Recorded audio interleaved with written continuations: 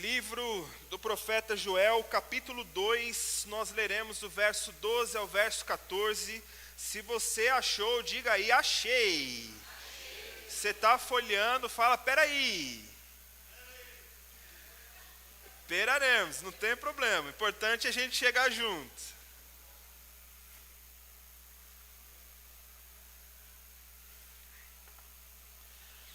Livro do profeta Joel, capítulo 2, do verso 12 ao verso 14, nos diz assim a palavra do Senhor.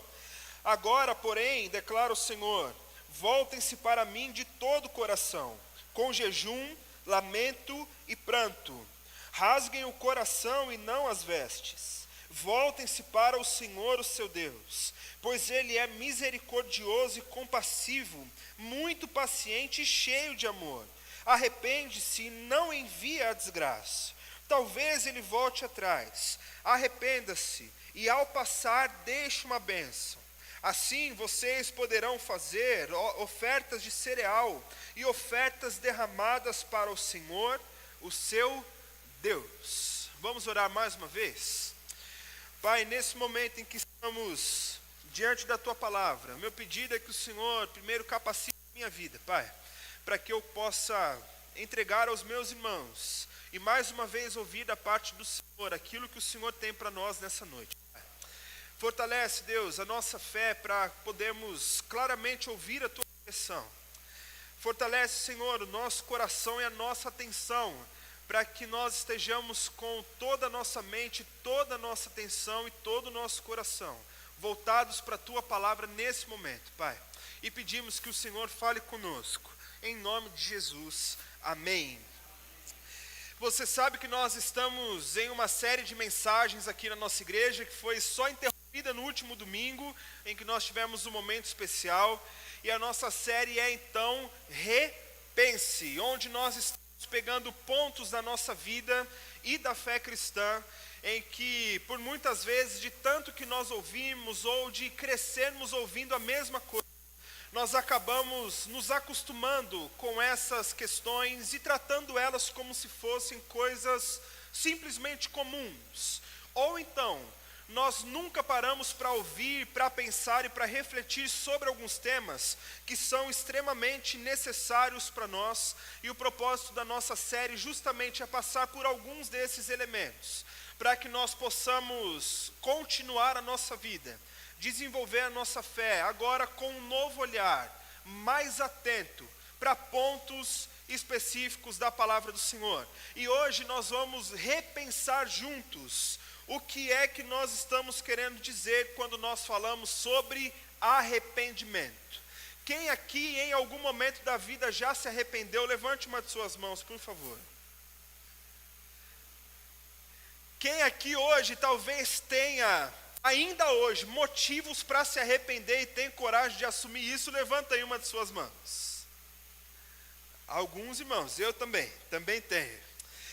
Queridos, quando nós falamos sobre arrependimento, nós precisamos elaborar muito bem o que é que nós estamos pensando, para que nós não caiamos no erro de tratarmos o tema do arrependimento como algo simplesmente solto, algo que não tem tanta influência assim para nós. E esses dias atrás eu recebi de alguns amigos uns vídeos no Instagram, e que se você não tem amigos que passam talvez um período da tarde ou da noite mandando um monte de reels lá para você ver, você precisa repensar seus amigos, né? Porque é inevitável, a gente vai vendo algumas coisas, das mais engraçadas até as mais trágicas, e a gente sempre lembra de alguém e acaba encaminhando. Um dos programas favoritos meu e da Lê, enquanto casal, é quando a gente vai dormir, separa 15 minutinhos antes de dormir, só para ficar vendo o que a gente mandou um para o outro. E entre esses vídeos que eu recebi lá, mostrava um homem que estava sendo entrevistado por um repórter daqueles que são chamados, talvez não de maneira carinhosa, até um pouco pejorativa, de repórter de porta de cadeia. Conhece esses? Que não importa qual seja o crime, não importa qual seja o lugar, a hora que o cidadão é retirado do camburão, já vem o repórter correndo com o microfone na mão e começa a fazer ali, um monte de pergunta para o cidadão. E esse rapaz, ele estava sendo preso porque ele tinha matado 3 pessoas. E ele desceu do camburão sem nenhuma preocupação em colocar a camiseta, né, no rosto para tampar. Ele não estava com um semblante preocupado com a pena que ele iria receber. Ele simplesmente desceu do camburão, saiu andando algemado, tranquilo, como quem estivesse saindo de férias, sabe? Um negócio meio bizonho mesmo. E aí chega o repórter para conversar com ele, entrevistar, e pergunta-lhe: olha, você está arrependido do que você fez? Você matou 3 pessoas, você está arrependido disso? E ele olha para o repórter e fala: não, estou não. Na maior parte, caminhando, como se estivesse andando num bosque, sabe? Não me arrependo não. Mas você não matou 3 pessoas? Matei, fui eu mesmo que matei. E agora a polícia te pegou, né? Me pegaram, viram lá na câmera. É isso, eu tenho que pagar porque eu fiz, né?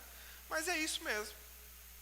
E uma frieza doentia, né? E o repórter insistia em perguntar: mas olha, por que você matou essas pessoas? E ele dizendo: não, eu emprestei dinheiro para elas, não me pagaram no dia que tinha que pagar, e eu fui lá e matei. Por que não me pagaram? E o repórter insistindo: então o senhor é agiota? Não, agiota não, eu só emprestava dinheiro para amigos. E com um amigo desses, quem é que precisa de inimigo, né? No fim das contas. E o repórter pergunta e insiste: mas você foi e matou os seus próprios amigos? Eu matei. Então você faria de novo se você tivesse oportunidade? Faria sim, não me arrependo não, eu sei o que eu fiz, eu estou consciente. Eu matei mesmo, e é isso, matei. E aí a câmera para o repórter, e o repórter fica assim, meio em choque, né, sem saber o que falar, como reagir, porque ninguém está preparado para lidar com um nível de frieza tão grande assim, de alguém dizer: matei, mataria de novo, não me arrependo de ter matado, e aqueles que eu matei são todos amigos. Pronto, simplesmente isso. Talvez o ideal fosse até dar a volta ali da delegacia e parar no hospital psiquiátrico, alguma coisa do tipo, porque isso não é normal. E aí, eu vendo lá o vídeo e dei só uma deslizada para baixo, no vídeo seguinte, estava lá o mesmo cidadão, repórter da porta da cadeia, preparado, já equipado, e abre o camburão, e desce um jovem do camburão, chorando, todo lambuzado de lágrima, e aquele negócio meio nojento do nariz, né, escorrendo, e o cara desesperado lá, que estava sendo preso. E aí o repórter chegou para mostrar ali a situação, e quando ele colocou o microfone, ele não precisou nem perguntar nada, o rapaz já saiu falando: a mãe vai ver isso, que vergonha, ela não merece isso, e agora eu vou ser preso, o que vão fazer comigo na cadeia, eu perdi parte da minha vida, completamente desesperado. E aí o repórter pergunta: mas você está arrependido do que você fez? E o rapaz: não, estou muito arrependido, eu nunca mais vou fazer isso, eu vou ser trabalhador, eu vou voltar a estudar, eu vou mudar a minha vida, eu vou fazer e tal, e tal, e tal, e tal. E aí o menino completamente desesperado, e já nesse caso o repórter muda, né? Porque aí ele fica tocado pela história do rapaz e fala: olha, como é, mas esses jovens vão precisar de novas oportunidades, aquela coisa toda. E aí, do outro lado da tela, corta para o mesmo repórter, na mesma delegacia, com o mesmo rapaz, 3 meses depois. Foi detido pelo mesmo crime, pego traficando drogas de novo, sendo preso de novo, no mesmo lugar. E para nossa não surpresa, a hora que abre a porta do camburão, quem é que desce? Chorando, todo remelento, todo desesperado: eu estou arrependido, eu nunca mais vou fazer, a minha mãe não sei o que e tal, aquela coisa toda, comoção completa. E no fim das contas, a gente nem precisa ser um gênio, nem precisa ser um mestre comportamental para olhar para um cidadão desse e conseguir reconhecer que isso não passa de um showzinho, de um teatro do momento, de alguma coisa que a gente bate o olho e já vê: esse aí vai fazer tudo de novo a hora que ele sair. Não é fácil a gente perceber essas coisas? Desde um homem tão doentiamente frio, que diz não se arrepender, e a gente olha e reconhece que ele de fato não se arrependeu de nada. O outro que faz a pirueta e o show todo, a gente olha e também diz que ele não está em nada arrependido. E o que eu quero dizer com tudo isso, irmãos, é que da mesma forma em que a gente, do jeito que somos, tão pecadores quanto esses homens, tão falhos quanto esses outros homens, se a gente não faz esforço em reconhecer, eu fico imaginando o olhar de Deus para cada um de nós. O olhar de um Deus perfeitamente santo. Um olhar de um Deus que sonda os nossos corações de um jeito em que não há nada que fique oculto aos olhos do Senhor olhando para nós. Minha preocupação pessoal, e eu queria dividir ela com você, é que eu desbloqueei um novo medo ou uma nova tensão na minha mente, de quando eu vou orar e quando eu vou demonstrar o meu arrependimento diante de Deus, seja confessando o pecado, seja dizendo que eu falhei mais uma vez, e enquanto eu estou de joelhos dobrados na beira da cama e Deus está me olhando, agora eu fico me perguntando qual é a avaliação que Deus está fazendo de mim e da minha demonstração de arrependimento. Porque se eu enxergo o teatro do outro, imagina o que Deus também não consegue enxergar do meu teatro diante dele. Porque eu não sei vocês, mas abrindo um confessionário particular aqui, por muitas vezes eu chorei em oração diante de Deus, fiquei com a voz trêmula para conseguir terminar minhas orações, dizendo: Deus, eu estou completamente, profundamente arrependido disso que eu fiz. Só que quando virava o dia, viravam 2 dias, virava uma semana, eu me pegava de novo, do mesmo jeito, diante de Deus, dizendo: Senhor, me perdoa, porque eu estou completamente arrependido e tudo mais. E meus irmãos, será que essas tentativas diante de Deus, de fato são demonstrações de arrependimento? Porque uma coisa é arrependimento, outra coisa é remorso. Uma coisa é arrependimento e outra coisa completamente diferente é a nossa vergonha diante de nós e diante de Deus e diante do outro. Uma coisa é nós estarmos profundamente arrependidos e outra coisa é nós estarmos constrangidos. São coisas completamente diferentes. E o que distingue essas coisas uma das outras é que talvez o arrependimento ele vai além das nossas palavras e além da nossa intenção em fazer diferente. E ele causa em nós, dentro do nosso coração, um movimento de mudança tão grande que é impossível um coração arrependido continuar vivendo do mesmo jeito. É impossível um coração verdadeiramente arrependido cair no conformismo de vez após vez, dia após dia, voltar diante de Deus para repetir a mesma ladainha diante dele. E nós, como protestantes, olhamos para os nossos contemporâneos de fé em alguns momentos católicos e dizemos: como é que pode alguém se sujeitar a pagar promessa? Como é que pode alguém ficar fazendo reza vazia diante de um terço e aquela coisa toda? E mais uma vez, irmãos, o que nós temos repetido desde o primeiro dia dessa série aqui ainda vale. Olhar e qualificar o pecado do outro é muito mais fácil do que reconhecer e qualificar o nosso próprio pecado. Porque nós olhamos e dizemos: como é que pode uma coisa dessa acontecer? Mas o movimento do nosso coração devia ser de uma santa inconformação, se é que essa palavra existe, com a gente mesmo. E ao olharmos no espelho, nós dizemos: como é que pode, dia após dia, eu viver munido pelo meu remorso e fazer orações tão vazias que não promovam mudança no meu coração. Nós dizemos muito que acreditamos no poder da oração. De fato, eu acredito. Vocês estão comigo? Quem acredita, diga aí um amém. Amém. Por que é que o poder da oração de curar o enfermo não é tão forte do poder da oração de mudar o nosso caráter? Por que é que o poder da oração que nos move é em momentos de desespero dizer: Senhor, eu que o Senhor pode mudar a minha vida, que o Senhor pode abrir uma vaga de trabalho, eu creio que o Senhor pode me ajudar aqui a gerir as minhas finanças, começando pelo dia 15 com o André aqui na igreja. Eu creio que o Senhor pode fazer tudo isso, e a gente falha muito em dizer: Senhor, eu quero me desnudar na sua presença, porque eu creio que o Senhor pode mudar o meu caráter.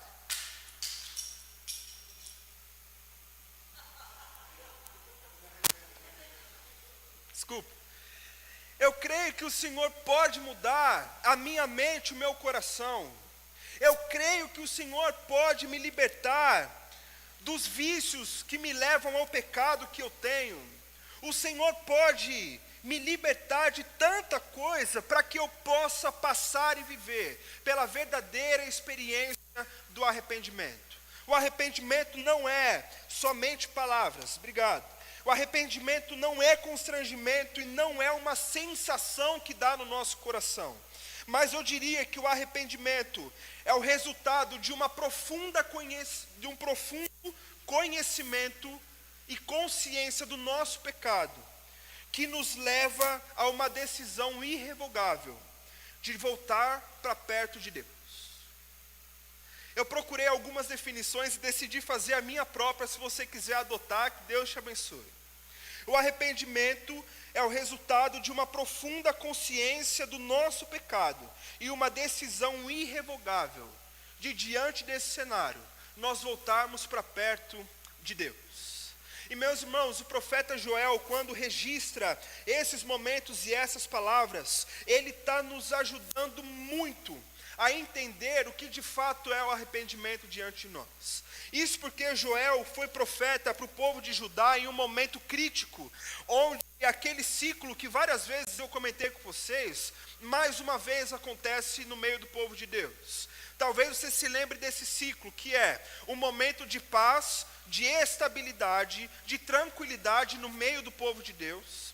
E esse momento começa a se desfigurar quando o povo vai se afastando de Deus. E ao se afastar de Deus, esse povo cai em pecado. Esse pecado traz consequências. Essas consequências geralmente são todas desastrosas, de forma que o povo se encontra no momento em que não tem o que fazer se não for a intervenção de Deus. E nesse momento Deus levanta um rei, um juiz ou um profeta, nesses casos, para trazer uma palavra de proclamação, de libertação do povo desses problemas.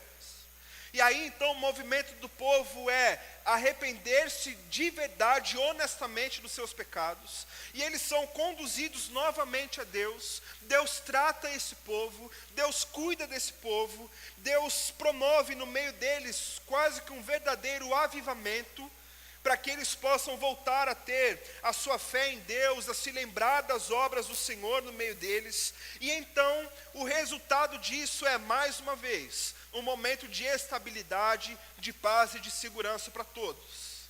O momento de Joel é justamente o momento em que a coisa está ficando tão feia, que não há outra saída para a ameaça da própria vida do povo, que não fosse a intervenção de Deus no meio deles. Se depois você pegar para ler do capítulo 1 até o capítulo 2, no verso 11, você vai entender um pouco do que está acontecendo.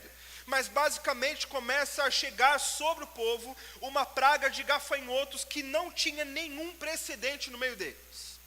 Um monte de gafanhotos chegando e invadindo e quebrando as plantas lá que eram necessárias, atrapalhando colheita e fazendo um estrago gigantesco.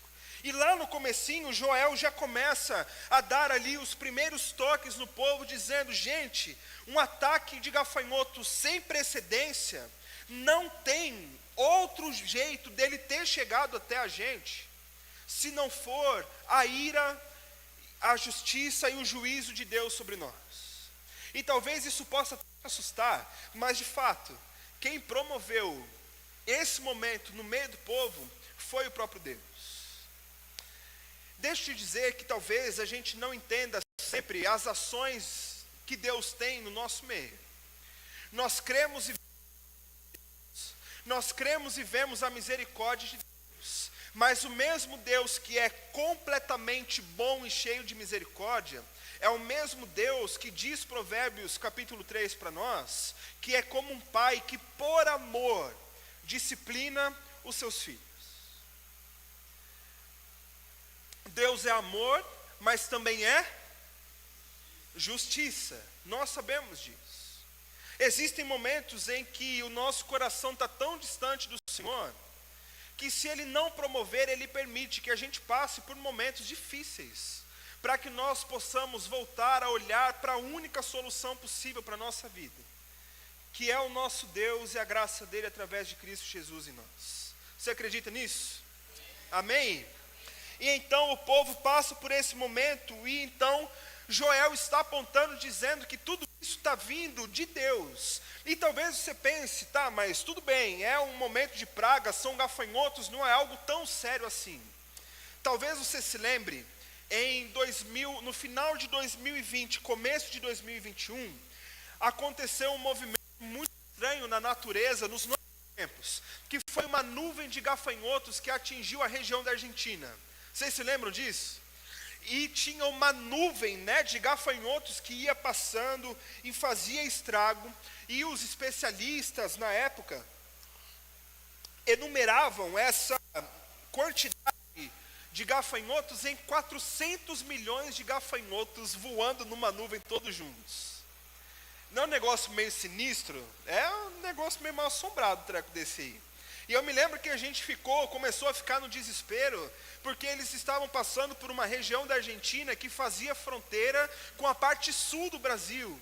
E todo mundo, no Rio Grande do Sul e tal. E o que eu me lembro de gente pegando a profecia de Joel e jogando no Facebook, Instagram e tudo mais, Porque, gente, se isso assusta a gente hoje, em que na maioria dos casos, e pela graça de Deus, em uma infestação de gafanhotos, a gente entra em casa, tranca as janelas, tranca a porta e espera passar esse negócio aí, A gente tem uma certa segurança, mas o tempo de Joel não era assim, irmãos. O povo de Judá vivia numa condição em que eles iam fazendo as suas casas de barro e de palha. E isso significa que a força delas não é assim tão grande, para salvar. Mas talvez o detalhe mais complicado e mais ameaçador é que todo o resultado da colheita, ou na verdade, o resultado econômico que eles tinham, vinham das colheitas. Então, a colheita é o que trazia a condição de ter vendas e negociações.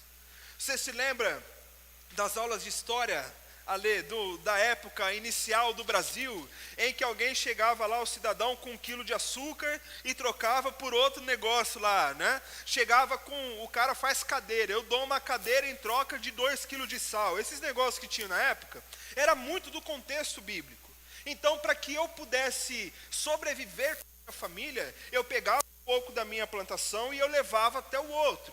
Qual era o desespero do povo no meio dos exílios? Em que eles simplesmente não tinham direito nenhum sobre a colheita da sua própria plantação. É o desespero de estar sem nada, sem os seus recursos. E o povo vivia um momento em que os gafanhotos faziam a limpa no que eles tinham, não tinha para onde correr, e a ameaça do povo se acabar era extremamente iminente. Não tem comida, não tem comércio, não tem negócio, e ainda corre o risco de eu ir buscar água e estar engolido no meio do monte de gafanhoto lá. É desesperador ou não é? Com certeza é.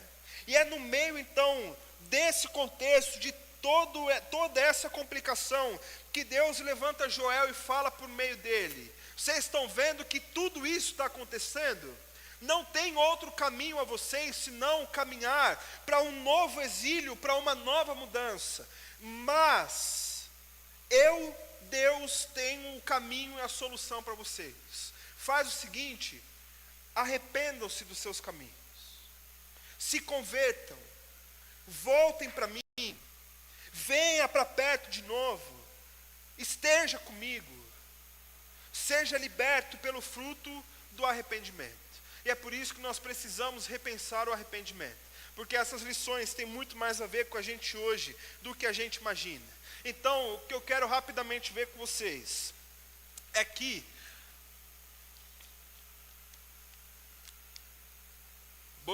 o verdadeiro arrependimento é um escancarar da graça de Deus. Você repete comigo, por favor. O verdadeiro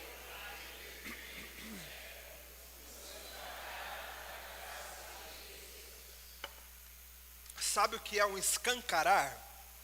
É quando você pega a janela da sua casa, e aquelas janelas antigas, lembram que abriam as duas partes assim para fora?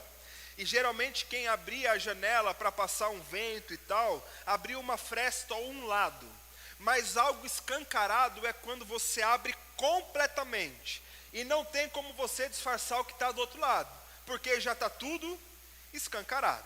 As portas da nossa igreja hoje estão completamente escancaradas. É isso, não dá para você passar sem perceber e sem ver. E perceba que com a narrativa do texto, melhor, leia de novo o verso 12 comigo, por favor. Agora, porém, declara o Senhor, voltem-se para mim de todo o coração, com jejum, lamento e pranto. Perceba que em toda a dinâmica do que está acontecendo e do que Joel está trazendo, não é o povo que sai procurando alguma forma de agradar a Deus e tentar amenizar esse dia do Senhor. Não são os homens que estão procurando, bolando uma estratégia para voltar a ter o seu contato com Deus, mas é o próprio Deus que está vindo diante do povo, que está ofendendo a ele com o seu pecado. O povo que está virando as costas, o povo que está deixando Deus para trás, e esse mesmo Deus, ofendido pelos pecados, é quem vira para eles e diz assim: vem comigo, muda o seu caminho, converta-se dos seus caminhos, para que vocês comecem a viver de novo aquilo que vocês tinham, para que passe essa época ruim, para que vocês encontrem a minha misericórdia. E, meus irmãos, esse é o completo inverter da nossa própria lógica de vida. Porque quando nós somos ofendidos por alguém, quando nós somos maltratados por uma pessoa, quando nós somos passados para trás, levamos um golpe, qualquer coisa do tipo, para que o nosso senso de justiça seja reestabelecido, nós queremos ver o outro no mais baixo possível que ele possa chegar. Nós queremos ver um juízo exercido sobre o outro, em que enquanto ele não tiver pior do que a gente, para a gente não está bom. Eu me lembro de uma moça que veio conversar comigo, dizendo que o marido dela tinha cometido ali um adultério com ela, e ela, com as suas razões e as suas questões, procurou o divórcio desse rapaz, e no meio do caminho do processo de divórcio, toda aquela coisa, ela chegou e disse: pastor, eu estou me sentindo leve agora. Em um primeiro momento eu entendi que estava se sentindo leve, porque aquela opressão que ela recebia, um julgo, ofensas e uma série de coisas, tinham acabado sobre ela. E ali, até de forma inocente, né, eu falei: oh, irmã, é triste chegar nesse ponto, mas que bom, né? Você está tendo uma nova vida, um novo momento. Ela: é, pastor, porque se Deus quiser, nessa próxima semana, o juiz vai tirar o resto que ele tem. Aí eu falei, né, peraí, volta aqui um pouquinho, só para a gente entender o que é que está acontecendo. E ela falou: não, pastor, que é o seguinte, quando a gente casou, nós casamos sem a comunhão de bens. Nós casamos com efeito de separação. Porque ele, na época, ganhava muito mais do que eu, e não queria que um dia eu ficasse com as coisas que são dele. Já é o primeiro desvirtuar do que a Bíblia chama de casamento. Sendo muito honesto para vocês, se alguém chegar para mim e dizer: pastor, você faz meu casamento? Faço. Como é que ele é no efeito civil? Ele é com separação de bens. Eu não faço casamento. Um casamento que começa separado não vai para frente, não. Quem começa casando dizendo: não, mas ó, o que é meu, o que é seu, tem que voltar aí todo o processo. Questão particular. Se algum outro colega, Felipe, ou sei lá, né, tá junto comigo, mas se alguém fizer, Deus abençoe. Eu vou no casamento, sento lá, mas eu não estendo as minhas mãos sobre, porque está começando de um jeito complicado. No fim das contas, ele ganhava muito mais do que ela, chegou diante dela para dizer: não, o que é meu, o que é seu, porque o que eu conquistar vai ficar guardado comigo. Resultado, vão passando-se os anos, essa mulher estuda, ela chega a fazer o doutorado na área de psicologia, começa a escrever livros, começa a ter uma rotina de atendimento gigantesca, e ela triplica o que ele recebia de salário. E em um momento determinado do casamento deles, eles quiseram comprar um apartamento maior, e como ela tinha muito mais crédito e conseguia fazer o financiamento sozinha, eles venderam um apartamento, compraram um novo e estava no nome de quem? No nome dela. Ela precisava de uma certa autonomia e resolveu comprar um carro. Ela passou por um momento de acidente, um problema no joelho, e o resultado é que agora ela compra carro zero com um valor abaixo. Ela foi lá e comprou 2 carros. Para ter o desconto, o carro estava no nome de quem? No nome dela. E eles ainda tinham uma casa na praia, essa sim estava em nome dos dois, mas a felicidade dela é que ela estava trazendo provas por conta da vida que ela estava levando para o juiz dar também a casa da praia para ela. E o resultado é que ela sairia ele sairia sem absolutamente nada. E a espera que ela estava tendo com muita alegria no coração era que, se Deus quiser, a partir dessa semana, esse miserável não tem onde cair morto. Por mais cômico que isso pareça, se a gente diminuir um pouco a escala, a gente sai do mesmo jeito. Porque aquele que nos ofendeu, nós só estaremos bem com ele quando ele estiver mais ofendido do que a gente teve. A gente está bem quando o nosso patrão, que manda a gente embora, por um problema da vida, tem que fechar a sua empresa e vai falir. Aí a gente se sente renovado por dentro, porque nós fomos vingados. Nós vamos vivendo e colhendo e fazendo coleções dessas situações. E enquanto nós deveríamos aprender com Deus e o seu caráter e a sua graça, a sua misericórdia, que olha para nós, e enquanto Ele está cheio de razões para, de fato, nos condenar e trazer todo o juízo sobre nós, é o Deus que dá o primeiro passo em direção a nós, estende as suas mãos e diz: converta-se dos seus caminhos, porque eu tenho uma vida melhor para você. É o Deus ofendido olhando para o ofensor e ajudando ele a sair da situação de miséria que ele está. É Deus tomando o primeiro passo de forma proativa, adiantando um processo que seria tão doloroso, para dizer: a minha graça está diante de você. A minha graça se manifesta diante de você. Arrependa-se e volte pelo caminho dessa graça, que é um caminho em direção ao próprio Deus. Um infeliz por esses dias, que talvez você tenha visto, que usou do mundo gospel e do meio gospel por muitos anos para fazer sucesso, com música, com esquete, com show, quando se vê diante do momento em que, por conta das suas frustrações, e porque não conseguiu entender que todo processo de pecado gera uma disciplina, se revolta completamente com a igreja, e começa a dizer que igreja é lugar de gente idiota, que quem dá dinheiro na igreja é imbecil porque está sendo roubado, que pastores são extremamente picaretas. Nesse ponto a gente abre um parênteses porque tem certa verdade nisso aí, mas não é sempre tudo. E diante de uma revolta de um coração que se sente no direito de dizer como é que Deus tem que agir, ele vai em um podcast e diz assim: como é que eu posso ter relacionamento com Deus, que antes de eu saber de qualquer coisa, Ele já morreu no meu lugar e agora eu saio devendo para Ele. Eu não pedi para Ele morrer no meu lugar. Ele morreu porque Ele quis. Eu não pedi para Ele verter seu corpo na cruz para me dar a salvação. Ele fez porque Ele quis. Agora eu vou sair devendo? Meus irmãos, a graça de Deus é tão boa e tão providencial sobre nós, que antes de a gente ter sequer consciência do tanto que nós precisamos, Deus já está com os braços abertos e escancarados para nós, gente. Antes o nosso desespero em ver que precisamos dele, Ele está diante de nós, de braços abertos, dizendo: tão somente converta-se dos seus pecados.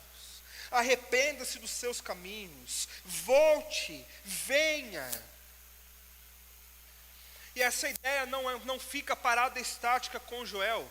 Muitos anos depois, quando Cristo começa o seu ministério na terra, o que ele diz para nós? Sejam felizes e vivam o reino de Deus. É isso? A cara de dúvida é sensacional, né? Mas o primeiro discurso público de Jesus é dizer: arrependam-se, pois é chegado o reino dos céus. Se você ler capítulo 3, Mateus capítulo 3, no verso 8, quando João Batista, que está ali preparando o caminho para a vinda do Senhor, está exercendo seu ministério, e ele vê ali, se vê diante dos fariseus e dos saduceus, ele começa uma conversa, um diálogo extremamente agradável, com uma saudação maravilhosa, né? E aí, raça de víboras, seus miseráveis, religiosos. E depois dessa saudação linda, ele já vem e diz logo direto: produzam em vocês fruto que mostre o arrependimento. A base do escancarar da graça de Deus sobre nós é um Deus que não precisava nos abrir um caminho de arrependimento, mas que decide fazer mesmo assim. Nós somos extremamente felizes, bem-aventurados, porque nós encontramos no Senhor a possibilidade do caminho de volta. O arrependimento está aberto diante de nós. Deus está demonstrando a sua graça e convidando todos nós: converta-se, arrependa-se, volte para o caminho. E aí então nós vemos no segundo ponto que esse mesmo escancarar da graça de Deus sobre nós, ele tem validade, ou ele é convalidado, quando nós vivemos no movimento de dentro para fora. Vamos juntos? O verdadeiro arrependimento é... Observe o verso 13 e a jogada que tem aqui para a gente entender. Depois de já ter dito no verso 12, com todo o coração, com jejum, lamento e pranto, agora Deus diz por meio de Joel: rasguem o coração e não as vestes. Voltem-se para o Senhor, o seu Deus, pois Ele é misericordioso e compassivo, muito paciente e cheio de amor. Arrepende-se e não envia a desgraça. No verso 12, Deus começa a mostrar que Ele quer que seja visto, tanto por Ele quanto pelos outros, os sinais do verdadeiro arrependimento, que são esses três elementos principais: o jejum, o lamento, ou então o enlutamento, viver como estando em luto, e o pranto, por conta daquilo que nós estamos deixando para trás. A partir da lei de Moisés e de toda a forma com que a cultura vai se estabelecendo, esse era um ritual ou um procedimento, melhor dizendo, daqueles que estavam de fato arrependidos e mostrando seu arrependimento. Junto com isso, que Deus está dizendo que quer ver acontecer, Ele traz depois: não rasgue as suas vestes, mas o seu coração. Rasgar as vestes era um sinal profundo de tristeza e de arrependimento. Se você lê bem o Antigo Testamento, você percebe em muitos momentos isso acontecendo.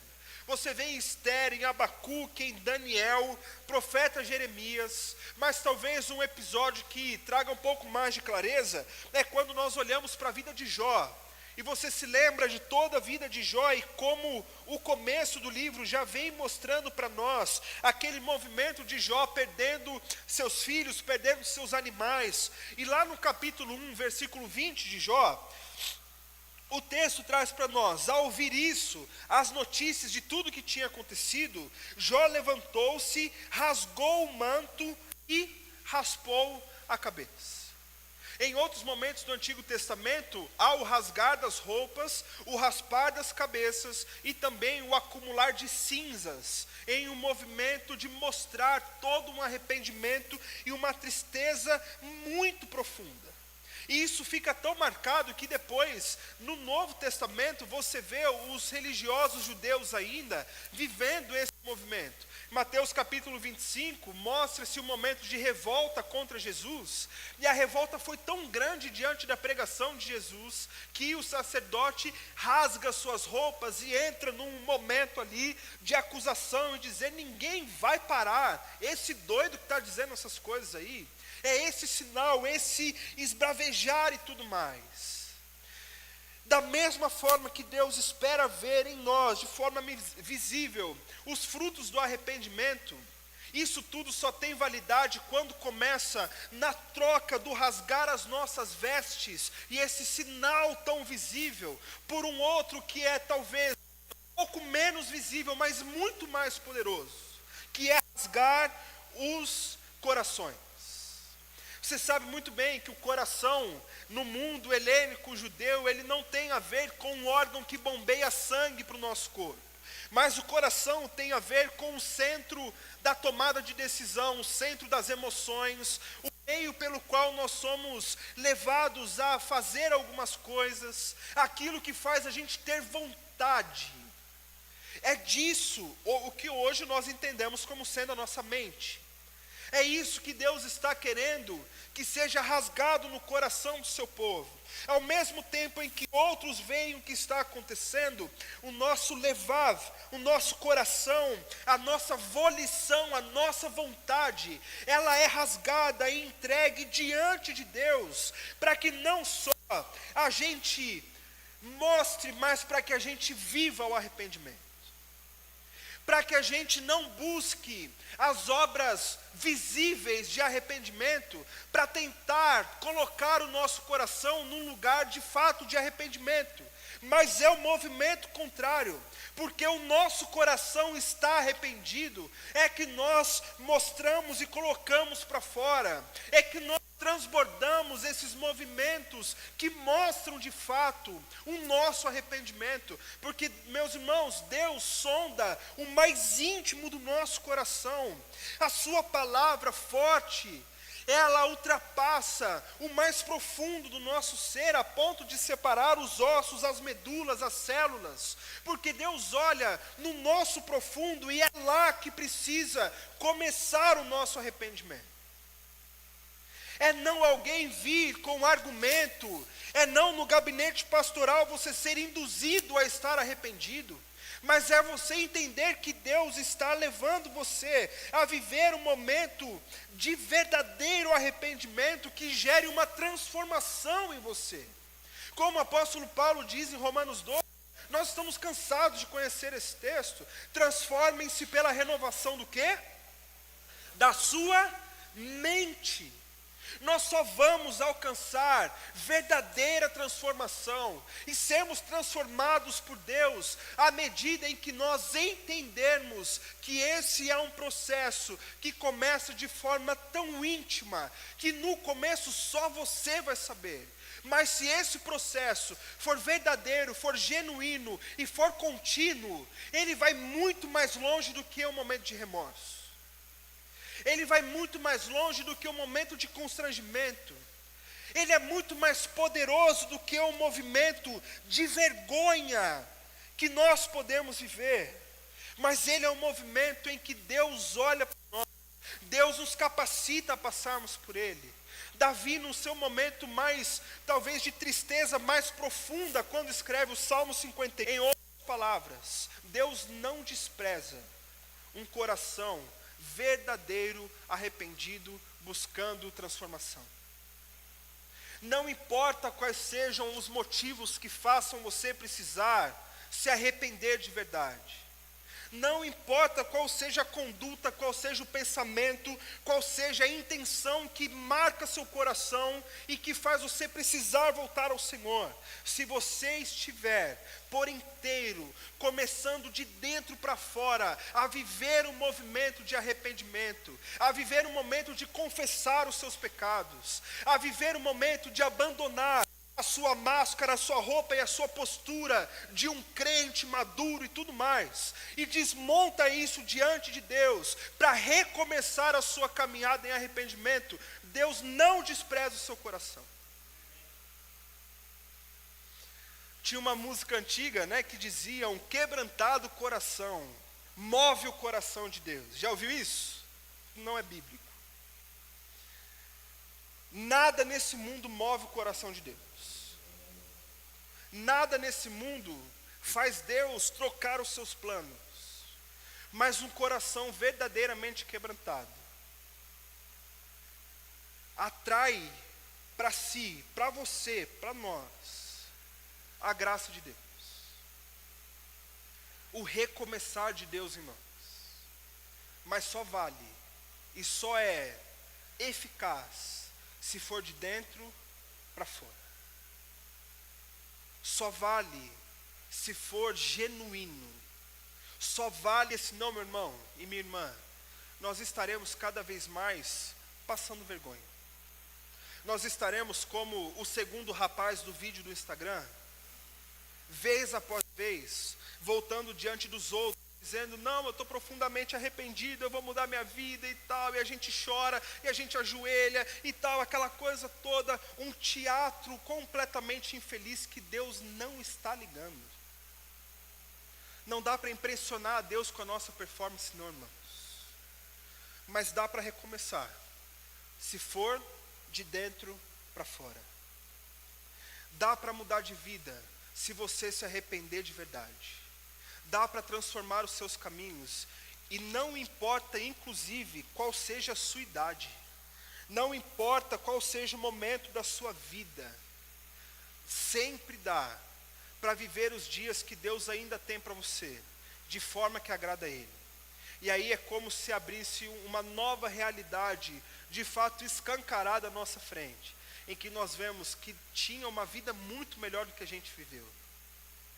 A gente não precisa passar pela vergonha do arrependimento, porque o que move cada um de nós a nos arrependermos é o caráter de Deus. É o que o próprio Deus está dizendo: voltem-se, rasguem o coração, porque Ele é misericordioso, compassivo, paciente e cheio de amor, meus irmãos. Esse é o caráter de Deus. Mais uma vez estende os braços a nós, dizendo: volte-se para o caminho, esteja perto de mim. Por último, o arrependimento é também um retorno a Deus. Vamos juntos?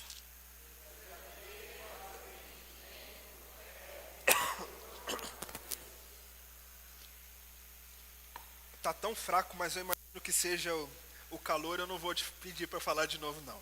Verso 14, olha comigo, final do texto. Aliás, o nosso bloco. Talvez ele volte atrás, arrependa-se, e ao passar deixe uma bênção. Assim vocês poderão fazer ofertas de cereal e ofertas derramadas para o Senhor, o seu Deus.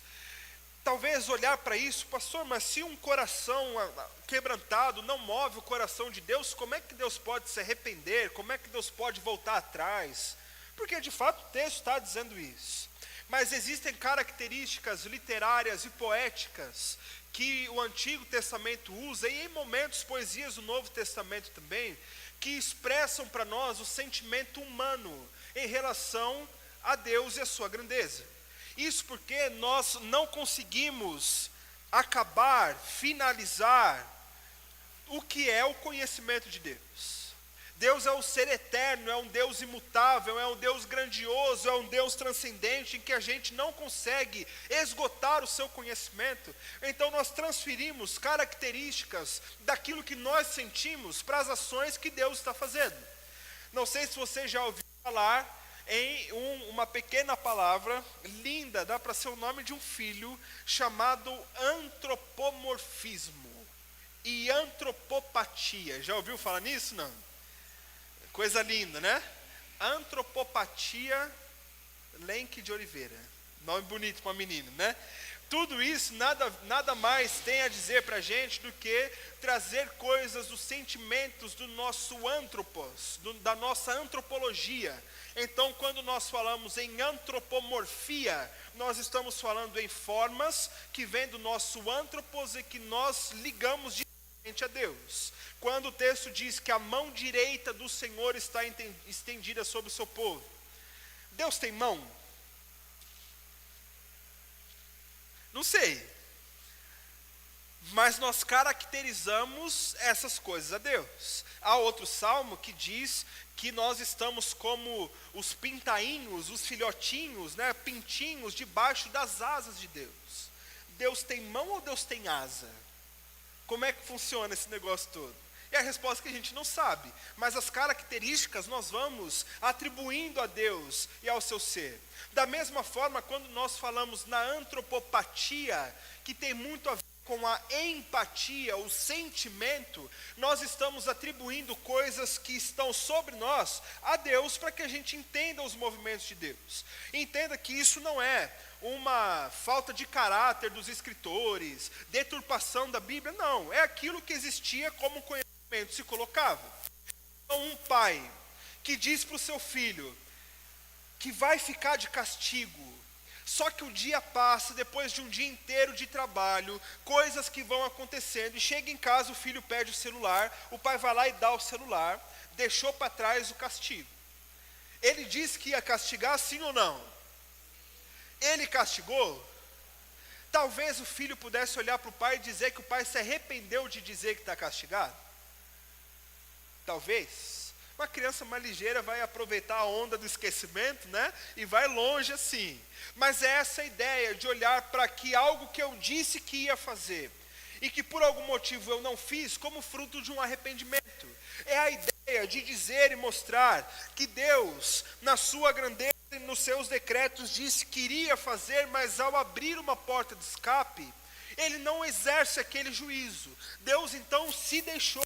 E de novo vem Joel para dizer para nós, de forma muito poética, talvez Deus volte atrás e deixe cair sobre vocês uma bênção, a partir do fruto do arrependimento. Isso nada mais é do que Joel, Deus ilustrando por meio de Joel o movimento da volta à comunhão, ao convívio com Deus. Retornar a Deus depois de estarmos completamente arrependidos. A antiga aliança do Antigo Testamento, você se lembra muito bem que existiam festas, existiam ofertas específicas, ofertas pela culpa, ofertas pela gratidão, oferta pelos pecados, oferta por comunhão, e tudo isso vinha a partir desses meios naturais, produtivos, ou então de animais. Era quase que uma aliança agropecuária, né? Era o churrasco que queimava lá na gordura. E aí, gente, olha como Deus é bom. Aqui um parênteses em tudo isso. Deus nos dá a possibilidade de sentir um pouco daquilo que agrada a Ele. Lá no livro dos Levíticos, no capítulo 9, está dizendo que Deus quer que o holocausto seja feito, porque Ele se agrada do cheiro do queimar da gordura. Isso agrada ao coração de Deus. Se você não for vegano, como é que fica a sua mente quando você está num churrasco? Aquela picanha rodando lá, e começa a cair a gordura lá na brasa, e sobe aquele cheirinho que parece, lembra os desenhos do Pica-Pau, que ele vai hipnotizado, né, para chegar no negócio? É a mesma coisa, sentir aquele cheiro gostoso, agradável, não é uma coisa boa? Eu vou dar a ideia um dia para o dono da Natura, Boticário, sei lá o quê, um perfume com cheiro de picanha. Aí a gente dá para os pais no dia dos pais e vê o que acontece, né? Mas enfim, tudo isso é porque Deus se agradava desses movimentos sendo feitos. E então, volta comigo, gente, deixa a picanha para depois do culto. Então, o que acontecia é que nessa antiga aliança, esses meios iam acontecendo, só que se você se lembrar lá do começo, como é que um povo que está passando pela destruição da sua plantação, que não tem o que comer, vai ter o que oferecer a Deus e voltar ao seu convívio com Ele? Não dava, não tinha como. O que Joel está trazendo por meio, o que Deus está trazendo por meio de Joel, justamente é isso. Ao arrepender-se, Deus vai prover para vocês e no meio de vocês o que vocês precisam para voltar a ter o seu relacionamento vivo e ativo com Deus. Isso não está mais sobre nós, porque já ficou na antiga aliança, mas existem coisas que hoje agradam a Deus que nós façamos, e que na nova aliança, uma vez que a oferta principal já foi feita na cruz por Cristo Jesus, em nosso lugar, nós vivemos a nossa relação com Deus de forma diferente. nós podemos usar daquilo que Deus nos dá também, pela graça e bondade dEle, como um presente, e se nós usarmos, nós estaremos perto de Deus de novo. O que é que nos leva para perto de Deus? Pode dizer, porque eu sei que você sabe.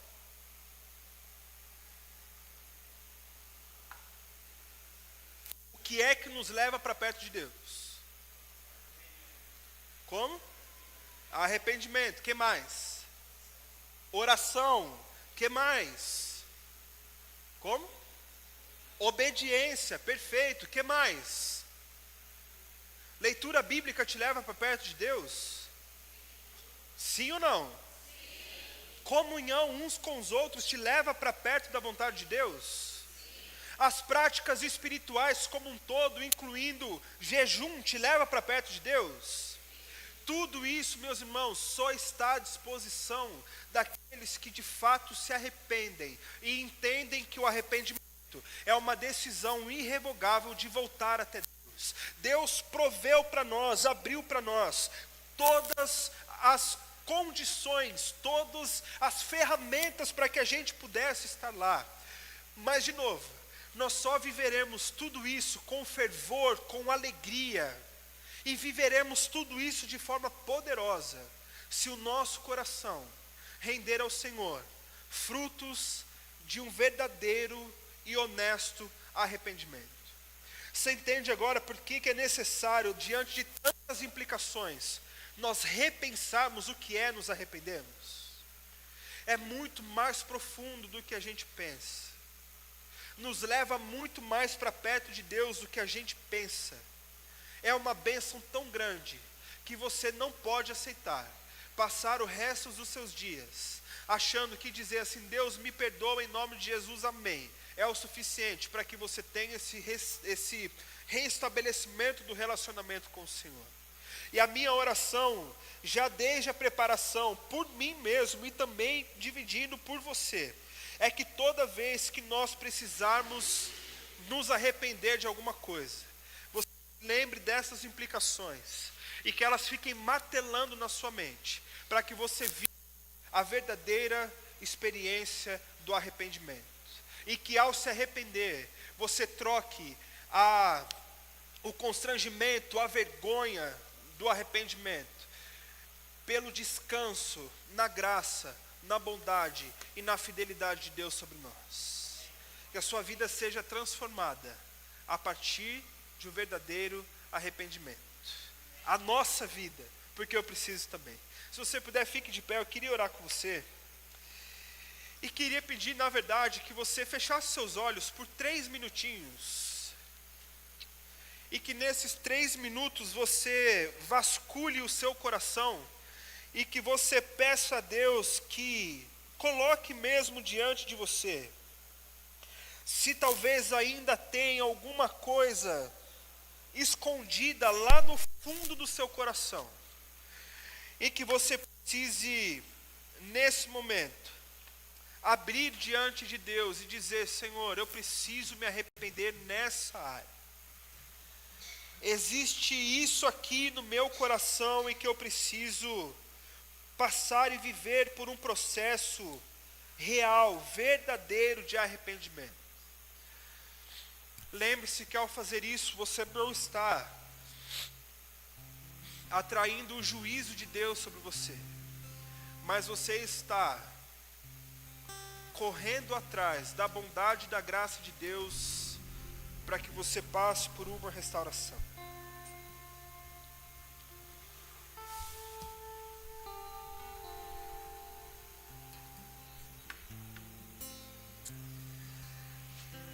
Ó Deus, nós abrimos o nosso coração e assim como Davi fez, no Salmo 139 nós pedimos, Senhor, sonda e conhece o meu coração, Pai. Vê se há em mim algum caminho mau e me guia pelo caminho eterno de volta ao Senhor, Pai. Ó Deus, à medida do que o pecado tem estragado, que tem afetado a nossa mente, o nosso coração, existem tantos pontos, Pai, em que nós acabamos nos sujeitando a viver nós nos sujeitamos, Senhor, e aceitamos vivermos sujos, completos pelo lamaçal do pecado, Pai. E falta em nós, Senhor, aquele momento real, específico e verdadeiro, onde nós podemos deixar diante do Senhor o nosso real, verdadeiro e sincero arrependimento, Pai. Ó Deus, como é bom saber pela Tua palavra que o arrependimento é uma bênção do Senhor. Como é bom saber que esse processo espiritual que vem sobre nós e que nos reestabelece, Pai, na condição de buscarmos sermos a medida do Teu Filho Jesus, é uma bênção tão grande que é da parte do Senhor para nós, e nós não podemos aceitar viver longe dela, Pai. Senhor, tanto eu quanto os meus irmãos aqui, nós elencamos ou lembramos de situações em que nós precisamos passar por um verdadeiro arrependimento, Pai. E o Teu Santo Espírito, que é capaz e poderoso de nos guiar nesse processo, que Ele venha sobre nós nesse momento trazendo, Pai, o caminho que o Senhor tem para nós. Que assim como aquele povo em Judá viveu, nós possamos sentir de forma real e verdadeira os braços do Senhor estendidos para nos tirar do poço de pecado em que vivemos e nos levar para uma vida de santidade com o Senhor, Pai. A viver um processo de reavivamento nos nossos corações, onde nosso coração vai queimar por sermos mais santos, Pai. Onde o nosso coração vai queimar, Senhor Deus, por viver aquilo que o Senhor tem para nós, de forma real, de forma perfeita, de forma que vem do Senhor, do alto do Teu trono até nós aqui, Pai. Ó Deus, que as nossas famílias sejam impactadas pelos nossos arrependimentos, Pai. Que casamentos sejam restaurados em nome de Jesus por meio do arrependimento sincero e verdadeiro.